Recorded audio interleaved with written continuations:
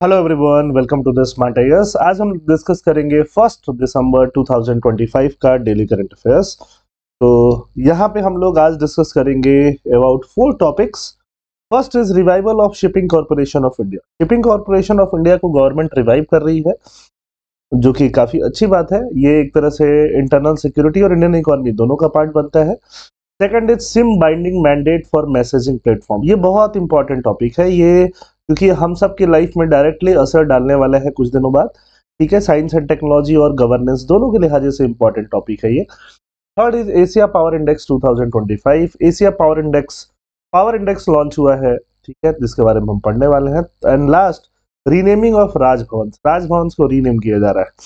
Indian history के लिहाजे से देख सकते हो, गवर्नेंस के लिहाजे से। तो अब ये चारों टॉपिक हम लोग समझने वाले हैं। Whatever you learn today, whatever new keywords you learn today, you can mention those keywords in the comment section। ठीक है, जितने keywords आप सीख रहे हो वो सारे कीवर्ड आप कहाँ मेंशन करो, कमेंट सेक्शन में। और साथ साथ सबके लिए एक नोटबुक बनाओ जहाँ पे आप कीवर्ड्स को स्टोर कर पाओ, वोकैबुलरी का अपना एनहेंसिंग कर पाओ, जो डायरेक्टली काम आएगा कॉम्प्रिहेंशन में और मेंस आंसर राइटिंग में। Topic number 1, revival of shipping corporation of India. अब शिपिंग कॉर्पोरेशन ऑफ इंडिया को गवर्नमेंट क्यों रिवाइव करना चाहती है? शिपिंग कॉर्पोरेशन ऑफ इंडिया, जैसा कि नाम बता रहा है, शिपिंग कॉर्पोरेशन नाम है, तो शिपिंग से रिलेटेड ये बॉडी होगी। शिप्स को बिल्ड करना और शिप से रिलेटेड जो जो भी टेक्निक्स है वो इसका काम होता होगा। At the recent India maritime week, central government announced a massive revival plan for the shipping corporation of India. The plan involves the acquisition of over 200 merchant ships through joint venture with another public sector undertaking। Joint ventures के साथ मिलके, public sector undertakings के साथ मिलके shipping corporation of India को revive करने के plan है। 200 मर्चेंट शिप्स को यहाँ पे शिपिंग कॉर्पोरेशन ऑफ इंडिया के लिए गवर्नमेंट एक्विजिशन करेगी। शिपिंग कॉर्पोरेशन ऑफ इंडिया को एक नवरत्न पब्लिक सेक्टर अंडरटेकिंग का स्टेटस है। गवर्नमेंट ऑफ इंडिया उसकी ओनर है। पोजीशन क्या है? इंडिया लार्जेस्ट शिपिंग कंपनी है, owning approximately 1/3 of India's total shipping tonnage। Shipping tonnage की अगर हम बात करें, जितना वेट होता है, शिपिंग वेट जो शिप हो रहा होता है, उसका 1/3 शिपिंग कॉर्पोरेशन ऑफ इंडिया ही उसको ओन करती है। 1961 में एस्टेब्लिश किया गया था, उस समय पे मर्जर किया गया था eastern and western shipping corporation का, और सीधे सीधे एक शिपिंग कॉर्पोरेशन ऑफ इंडिया बनाया गया था। अब नौ रत्न जान के आपको दिमाग में आया होगा कि सर नौ रत्न क्या है। तो देखो, इंडिया में जो पब्लिक सेक्टर यूनिट्स है, पब्लिक सेक्टर एंटरप्राइजेज हैं, उनको अलग अलग कैटेगरी में ढाला गया है, जिसमें है महारत्न, जिसमें है नवरत्न, जिसमें है मिनी रत्न। तो महारत्न कैटेगरी क्या है?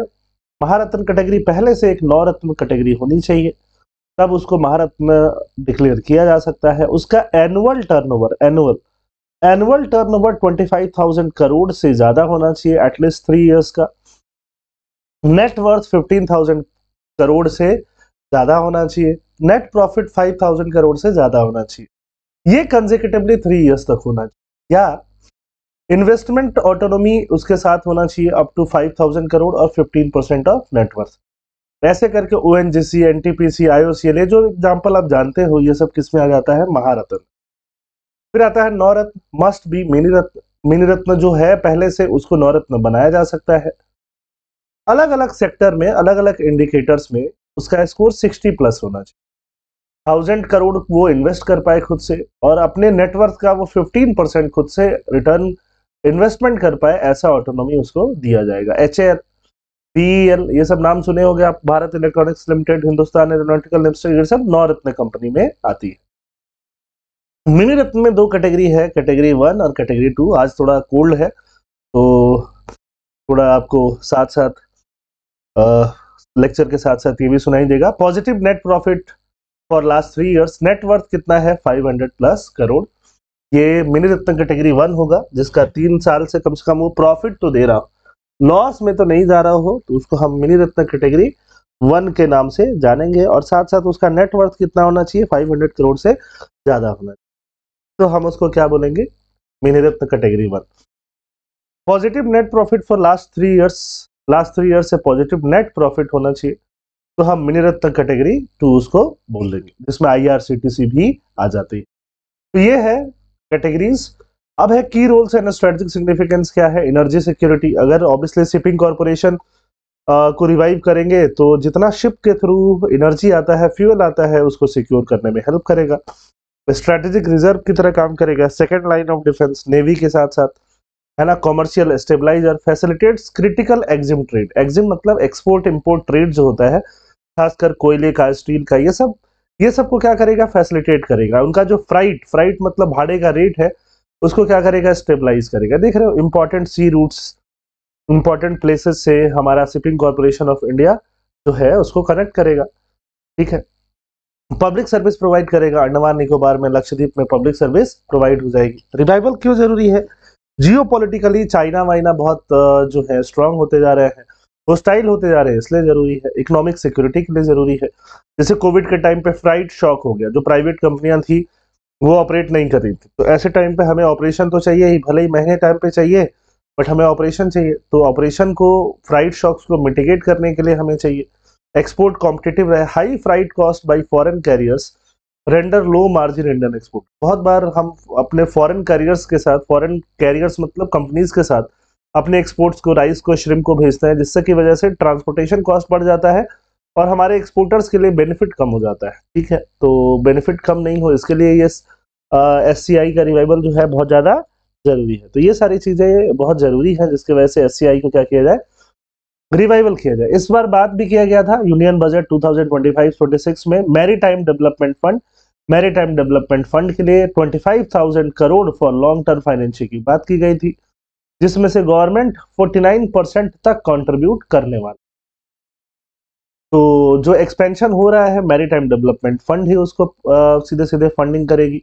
ज्वाइंट वेंचर का मॉडल होगा। ऑयल, PSU, IOCL, BPCL को पार्टनर जैसे बनाया जा सकता है कि ऑयल टैंकर्स उनसे एक्वायर किया जाए, कंटेनर कॉर्पोरेशन ऑफ इंडिया से कंटेनर लिया जा सकता है। तो ऐसे करके इसको डेवलप किया जाने का पूरा रोड मैप बनाया गया है। आगे चैलेंजेस भी आएंगे, ऐसा तो नहीं है कि चैलेंजेस नहीं आएगा। एसेट कॉस्ट बहुत हाई होगा, अगर 200 शिप्स हम एक्वायर कर रहे हैं तो बहुत पैसा लगेगा। Ship building capacity, ship building एक इजी काम नहीं है। It remains uncertain whether these vessels will be constructed in Indian yards और प्रोक्योर्ड फ्रॉम एस्टैब्लिश्ड मार्केट। ये जो व्हीकल्स हैं, वेसल्स हैं, ये इंडिया में बनेंगे या एस्टैब्लिश मार्केट से आएंगे, ये अनसर्टेन है। Private sector parity, private entities argue that incentive should be sector neutral rather than PSU exclusive to effectively boost total Indian tonnage. Private entities ये बोलती हैं कि इंसेंटिव क्या होना चाहिए, सेक्टर न्यूट्रल होना चाहिए। यहाँ पे PSU एक्सक्लूसिव एक PSU को ही पूरा इंसेंटिव दिया जा रहा है, लेकिन ये पूरा इंसेंटिव कहाँ जाना चाहिए था, सेक्टर को जाना चाहिए था, कि मैरीटाइम सेक्टर हो गया। अब उसमें प्राइवेट गवर्नमेंट सब कंपनियों को वो का फायदा मिले। SCI के लिए वे फॉरवर्ड क्या होगा, ट्रांजिशन इसका हो, अच्छी बात है, but green transition. Green transition मतलब इसके लिए जो फ्यूल यूज हो वो ग्रीनर फ्यूल यूज हो, मेक इन इंडिया के साथ सिनर्जी हो, जो भी शिप्स बनाया जाए वो इंडिया में बनाया जाए, ऑपरेशन के लिए ऑटोनोमी हो, है ना। जैसे महारत्न स्टेटस वाली कंपनियों को ऑपरेशन के लिए ऑटोनोमी मिलता है, इसको भी ऑटोनोमस स्टेटस मिले। राइट टू फर्स्ट रिफ्यूजल का इन्फोर्समेंट हो, strictly enforce the policy giving Indian ships the first chance to transport government cargo. Indian ships को पहला चांस मिलना चाहिए गवर्नमेंट कार्गो को ट्रांसपोर्ट करने का। इंडियन शिप्स अगर रिफ्यूज करेंगी तो जाके फॉरेन शिप्स को मिलना चाहिए, और साथ साथ रिफॉर्म्स की भी जरूरत है। तो ये है SCI के बारे में चर्चा। आई होप आपको समझ में आया होगा। Second topic, sorry, SIM binding mandate for messaging platform. SIM binding mandate, देखो अगर अभी आपको व्हाट्सएप एक नंबर पे एक्टिव करना है तो आप क्या करोगे, कोई सिम आपके पास, अगर एक्टिव सिम आपके पास है तो वो एक्टिव सिम को क्या डाल दो, मोबाइल में डाल दो। मोबाइल में आपने वो एक्टिव सिम डाल दिया। अब उस एक्टिव सिम से आप क्या कर सकते हो, व्हाट्सएप को, टेलीग्राम को लॉग इन कर सकते हो ना। अब आपने लॉग इन कर लिया उसको। अब लॉग इन करने के बाद उस सिम को भले ही आप तोड़ के फेंक दो, ठीक है, या फिर सिम को रिचार्ज कराओ, नहीं कराओ, सिम कहीं और पड़ा है, आप कहीं और पड़े हो, बट आपका व्हाट्सएप चलता जाएगा, आपका टेलीग्राम चलता जाएगा। बट अभी गवर्नमेंट ये रूल लेके आ रही है, ऑर्डर दे दिया है कि जब तक सिम मोबाइल में रहेगा तभी तक व्हाट्सएप काम करेगा। सिम आपने निकाल दिया तो व्हाट्सएप काम नहीं करेगा, टेलीग्राम काम नहीं करेगा। तो ये टेलीग्राम और व्हाट्सएप और ये जो भी सोशल मीडिया इंटरमीडियरीज है या OTT प्लेटफॉर्म्स है, इन सबको ये मैसेज चला जाएगा कि ये काम करना होगा, ठीक है। तो ये है सिम बाइंडिंग, है ना, WhatsApp, Telegram and signal mandating. The other requires these apps to work only if the SIM card used for registration is physically present in the device. जब तक ये सिम कार्ड फिजिकली डिवाइस में present रहेगा तभी तक काम होगा। और जैसे वेब लॉगिन आप करते हो, व्हाट्सएप को लैपटॉप पे ओपन कर लेते हो, तो हर 6 आवर्स में लॉग आउट हो जाएगा, खुद 6 आवर्स में लॉग आउट होगा। हर 6 घंटे बाद आपको ओटीपी डाल के इसको क्या करना होगा, रजिस्टर करना होगा, मतलब लॉगिन करना होगा। करंट मैकेनिज्म एक बार डाल दिया आपका चलता जाता है, तो ऐसे चलता नहीं जाएगा। न्यू मैंडेट क्या है, device SIM lock, the app must continuously verify the presence of the registered SIM. If the SIM is removed the app must stop working. Web session का भी टाइम आउट कितने का है, 6 आवर का रहेगा। आपको समझ में आ रहा होगा क्या बोल रहा हूँ मैं। अब इससे फायदा क्या होगा, जो घोस्ट अकाउंट है, घोस्ट मतलब बहुत सारे ऐसे अकाउंट जो बहुत सालों से अलग अलग लोग चला रहे हैं, वो एलिमिनेट हो जाएंगे। क्राइम के चांसेस इससे कम हो जाते हैं। लोकेशन का ट्रेसेबिलिटी बढ़ जाता है कि बहुत बार व्हाट्सएप कॉल आते हैं, व्हाट्सएप से बहुत सारा फ्रॉड होता है, तो लोकेशन का ट्रेसेबिलिटी बढ़ जाएगा। अगर आप व्हाट्सएप यूज करोगे तो आपके पास सिम भी होना चाहिए, और सिम है तो लोकेशन ट्रेस होना इजी हो जाता है। Curving international spoofing prevents criminals sitting in foreign jurisdiction from operating accounts linked to Indian numbers without the physical SIM. Impact on cyber security ecosystem. Cyber security ecosystem पे क्या impact पड़ेगा? Positive impact यही है धीरे धीरे कि फ्रॉडलेंट्स कम हो जाएंगे, है ना। वो डिस्कार्डेड और इनएक्टिव सिम को यूज नहीं कर पाएंगे। डिजिटल अरेस्ट बहुत होता है ना आजकल, डिजिटली अरेस्ट कर लिया गया, वो सब नहीं होगा। क्रॉस बॉर्डर मिसयूज कम हो जाएगा। ट्रेसिबिलिटी बढ़ जाएगा, अगर आपका सिम प्रेजेंट है तो जो भी लॉ इन्फोर्समेंट एजेंसी है उनको ट्रैक करने में हेल्प मिलेगा। सिक्योरिटी स्टैंडर्डाइज हो जाएगी। Elevate messaging app to banking UPI standards, है ना, बैंकिंग और यूपीआई स्टैंडर्ड्स हो जाएगा। Treating the mobile number as definite digital identity, mobile number एक डेफिनेट डिजिटल आइडेंटिटी की तरह काम करेगा। नेगेटिव इम्पैक्ट क्या होगा, वर्क फ्लो डिसरप्ट हो जाएगा। आप डेस्कटॉप पे बार बार आपको लॉग इन करना पड़ेगा, जो बिजनेस है वो हिंडर होगा। ट्रेवलर्स को हैसल होगा। ट्रेवलर्स क्या करते हैं, इंटरनेशनल ट्रेवलर्स सिम को स्वैप करते हैं, सिम को स्वैप करते ही उनका इंडियन अकाउंट का एक्सेस खत्म हो जाएगा, कम्युनिकेशन ही खत्म हो जाएगा घर वालों से, है ना। रोमिंग वोमिंग वापस रोमिंग लगना शुरू हो जाएगा, रोमिंग के लिए पैसे उनको बहुत भरने पड़ेंगे। टेक्निकल लिमिटेशन में stop working on wifi only devices, wifi only devices पे काम ही नहीं हो सकता है, आईपैड पे नहीं करे। And face compatibility issue with strict iOS privacy rule, ineffective हो जाएगा। Sophisticated fraudsters using mule SIM brought in others name will bypass this while regular user face mule SIM मतलब किसी और के नाम से लिया हुआ, किसी जाली आधार कार्ड से लिया हुआ सिम। अब सिम तो है ही, सिम ऐसे इंसान से लिया गया है जो कि ओरिजिनल जो पर्सन यूज कर रहा है उससे नाता रिश्ता ही नहीं है, ठीक है। Asia power index, India secures third rank in Asia power index. Asia power index में इंडिया का रैंक जो आया है वो क्या है, थर्ड है। India has secured the third rank in the Asia Power Index released by the Australia-based think tank. Australia में बेस्ड एक थिंक टैंक है जिसका नाम है लोई इंस्टीट्यूट। लोई इंस्टीट्यूट में एक रैंकिंग निकाला है Asia power index. Asia, I repeat Asia, Asia के पावर इंडेक्स में इंडिया का रैंक 3 आया है। इसको कौन पब्लिश किया, लोई इंडेक्स पब्लिश किया है, ठीक है। ऑब्जेक्टिव क्या है, to assess the capacity of states to shape their external environment. External environment को कैसे शेप कर सकते हैं। इकोनॉमिक कैपेबिलिटी जो है उसके लिए इंपॉर्टेंट है, मिलिट्री कैपेबिलिटी भी इंपॉर्टेंट है, रेजिलियंस, इंटरनल स्टेबिलिटी इंपॉर्टेंट है, फ्यूचर रिसोर्स ग्रोथ इंपॉर्टेंट है, demographics, economic relationship, defence network, alliances, diplomatic influence, cultural influence, ये सारी चीजें उसके लिए इंपॉर्टेंट हो गई। अब आप देखोगे एशिया के पावर की बात हो रही है, उसमें यूएस पहले स्थान पे है। एशिया में भले ही यूएस नहीं है, बट यूएस का दबदबा अभी भी किस पे है, एशिया के ऊपर है। चाइना ने उसको काफी हद तक पीछा किया है और चाइना एकदम क्लोजली यूएस के पास खड़ा है। थर्ड नंबर पे इंडिया है, फोर्थ नंबर पे जापान है, फिर रशिया। मतलब एशिया में इन्फ्लुएंस पे रशिया जो है 5th नंबर पे आ गया है। एशिया में इन्फ्लुएंस ऑस्ट्रेलिया का भी है, एशिया फिर साउथ कोरिया का है, सिंगापुर का है, इंडोनेशिया का है, ठीक है।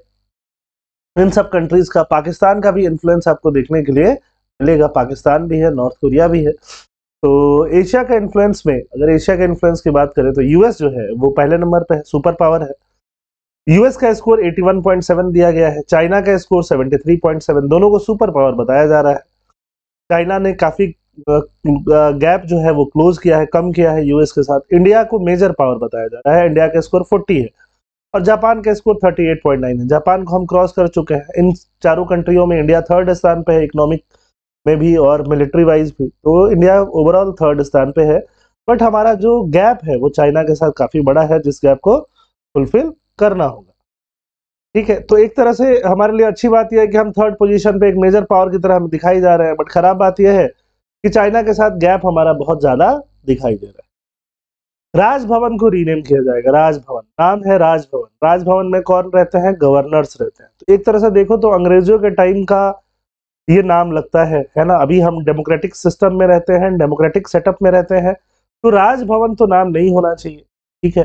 राजभवन, राजनिवास, तो ऐसे नाम गवर्नमेंट चेंज करने जा रही है एक तरह से। और गवर्नमेंट इनका नाम, जो भी गवर्नर हाउसेज है, लेफ्टिनेंट गवर्नर हाउसेज है, जिनका नाम कॉलोनियल एरा में, अंग्रेजों के एरा में, जब वायसराय वगैरह रहते थे, ठीक है, राजभवन रख दिया गया था। गवर्नर हाउस बाद में बदल के राजभवन रख दिया गया था, पहले गवर्नर हाउस हुआ करता था। अब इसका नाम लोक भवन हो जाएगा, लोक भवन, लोक भवन या लोक निवास। राज मीन्स रूल और royalty, Lok means people, showing the democracy belongs to the citizen. तो बस एक सिंबॉलिक चेंज है, बहुत बड़ा चेंज तो कुछ नहीं हो रहा है, सिंबॉलिक चेंज जरूर होने वाला है। Currently where has it been implemented? Ladakh Raj Nivas को ऑफिशियली लोक निवास कर दिया गया है। वेस्ट बंगाल में कोलकाता राजभवन को लोक भवन का नाम दे दिया गया। अब देखो ये shipping corporation of India, 3 statement, 3-4 option, pause करो, पढ़ो, आंसर बताओ। स्ट्रीम बाइंडिंग के बारे में 3 ऑप्शन, 3 स्टेटमेंट, 4 ऑप्शन, आंसर बताओ। Asia power index, 3 statement, 4 option, answer बताओ। और last union ministry of home affairs के बारे में है, 3 ऑप्शन, 3 स्टेटमेंट, 4 ऑप्शन, आंसर बताओ। सारे आंसर कमेंट सेक्शन में बताओ, ठीक है। तो अब ये रहे हमारे क्वेश्चंस, ठीक है। चलिए फिर यहाँ आज खत्म करते हैं। थैंक यू एंड जय हिंद।